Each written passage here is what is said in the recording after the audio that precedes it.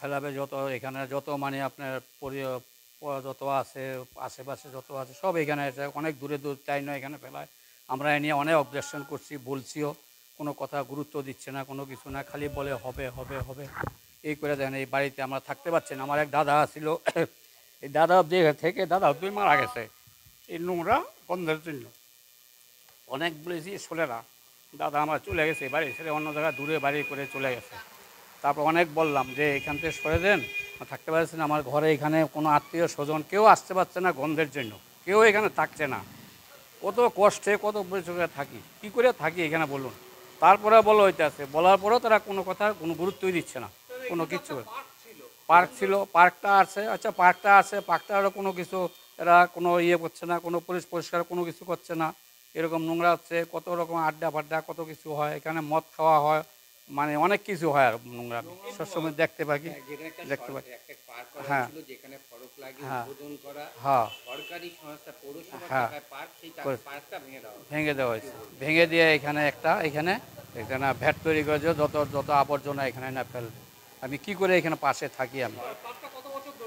পার্কটা হয়েছে প্রায় 10-12 বছর হয়ে গেছে মনে হয়। হ্যাঁ পার্কটা হয়ে গেছে। সাজানো আসিল প্রথম ঠিকই আসিল, তারপরে আর এখন আর অনেক বছর কয়েক বছর ধরে কোনো আর ইয়ে নাই, এখন নোংরা হয়ে যাচ্ছে, কোনো লাইট ফাইট কোনো কিছু নাই, জ্বলছে জ্বলে না। জলের ঝর্ণা একটা আসলে সেটাও নষ্ট হয়ে গেছে, কোনো মেরামতি কিছুই করছে না, কোনো কিছুই না। আর দুনিয়া আবর্জনা আইনা ফেলে আমরা দুর্গন্ধে থাকতে পারছি না এখানে, মানে বিশৃঙ্খলা কি বলবো। সরকারি টাকার পার্ক উদ্বোধন আবার ভেঙে ফেলে কী বলুন বলুন। এখন এই নিয়ে হচ্ছে, এটা নিয়ে অবজেকশনও করছে এখানে করার জন্য, কিছুই বলছে না। এখান ছাড়া কোথায় হবে আর জায়গা কোথায়, অনেক রকম নানা রকম কথা বলে। হ্যাঁ, গোপালচন্দ্র সাহা।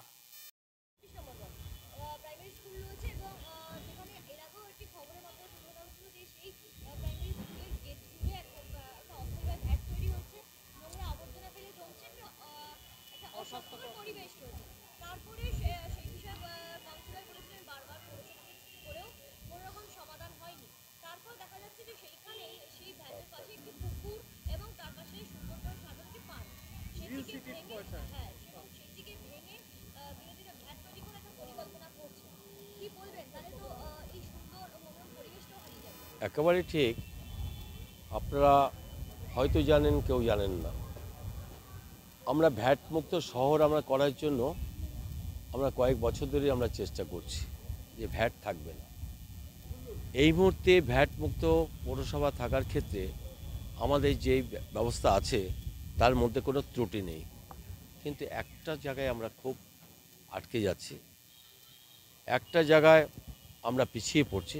সেটা হচ্ছে আমাদের কিছু নাগরিক, মনে করবেন না, কিছু মনে করবেন না, তারা বুঝতে পারছে কি পারছে না জানি না, যে আমাদের বাড়ি বাড়ি প্রতিদিন শীত গ্রীষ্ম বর্ষা ভ্যান রিক্সা নিয়ে আমাদের কর্মচারীরা বাড়ি বাড়ি গিয়ে বাঁশি বাজাচ্ছে যে আপনার আবর্জনা আমাকে দিন, প্রতিদিন চলছে। কিন্তু তার মধ্যে থেকেই আপনারা দেখে নেবেন কিছু মানুষ, তারা সেই সময় আবর্জনাটা না দিয়ে তারা তাদের মতো করে জায়গায় জায়গায় আবর্জনা ফেলছে। আমরা বহুবার আমরা করেছি, লিফলেট দিয়েছি, আমরা লিখে আপনার চারিদিকে আমরা করেছি, লাগিয়েছি, পোস্টার করেছি, মানুষকে কাউন্সিলররা বলেছে, কিন্তু কাউকে আমরা দেখতে পারি না কে ফেলছে। কিন্তু সেখানে দেখা গেল একজন দুজন ফেলার পরে আরও বাকি লোকরা সেখানেই ফেলতে যাচ্ছে, সেটা কিন্তু লুকিয়ে। তো সেক্ষেত্রে আমরা কিন্তু ভীষণভাবেই মানে কি বলবো, অসহায় হয়ে পড়ছি। ব্যবস্থা আছে, সব আছে, কিন্তু ব্যাপারটা হচ্ছে, উদাহরণটা এরকমই, এক বালতি দুধে একটু গোচনা দেওয়া, পুরো দুধটাই নষ্ট হয়ে যাচ্ছে। তাই আমরা তার চেষ্টা করছি। সেই জন্য ভ্যাটের তো থাকার কথা নয়, ভ্যাট বাধ্য হচ্ছে, ভ্যাট তৈরি হয়ে যাচ্ছে। নিশ্চয়ই সচেতন হবার, কিন্তু জেগে ঘুমোনো এমন আমি মনে করি না যে আমাদের মানুষটা কিছু বোঝেন না, আমাদের থেকে বেশি বোঝেন। কিন্তু তার দোতলার থেকে নামতে পারছেন না, কি তার ঘরে সকালবেলা তিনি চা করছেন, কি হোয়াট এভার মেবি, তিনি জায়গায় দিতে পারছেন, তার দৌড়ে গেছে কিন্তু তার ময়লাটা নেওয়ার জন্য। কিন্তু তিনি সময় ময়লাটা ফেলছেন তখন তার সুবিধা মতো কখন সময় হলো টুক করে ফেলে দিল, তখন ঝেড়ে পড়লো, কোথাও পাশে রাস্তা পার করো, আবার ওইটা থেকে আরও 5 জন সেখানে কিনে একদম করতে বা ভ্যাট হয়ে যাচ্ছে। আমরা চেষ্টা করি। আপনারা দেখছেন 24 ঘন্টা ইন্ডিয়া টিভি, সর্বদা সবার পাশে সবার মাঝে। আজ এ পর্যন্ত।